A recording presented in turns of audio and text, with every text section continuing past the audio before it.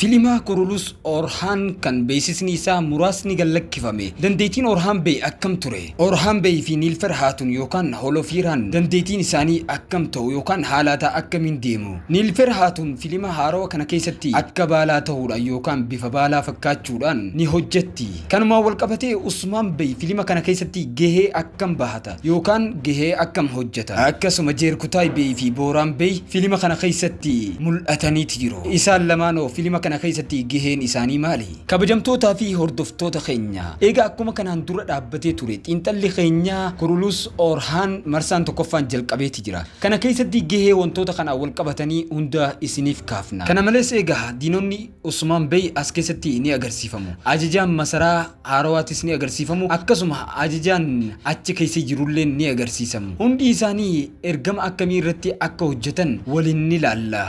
Orhan Bey bakka dhoksateetti kan mul'atu yoo ta'u, gama biraatiin ammoo warri Bizaantii waraanaaf qophaa'aa akka jiru ni mul'ata. Kutaa jalqabaa keessatti waraanni guddaan ni jiraata fakkaata. Kanallee waliin ni ilaalla. Garuu kanuma cinatti seenaan Gonjaa fi Alaaddiin maal akka ta'us waliin ni mari'anna. Gara viidiyoo guyyaa irratti osoo hin seenin duratti, kanaaf viidiyoo keenya like, share, copy link godhuu hin dagatina. Akkasuma chaanaala Oromoo Riikard bakkeedhaaf yoo haaroo taatan follow godhadha. Please wanni isin gaafadhu VPN banachuudhaan viidiyoo keenya haga dhumatti nuuf daawwadha. Akkasuma xiinxalli keenya jalqabuudhaan duratti intro gabaabaa booda walitti dachaana.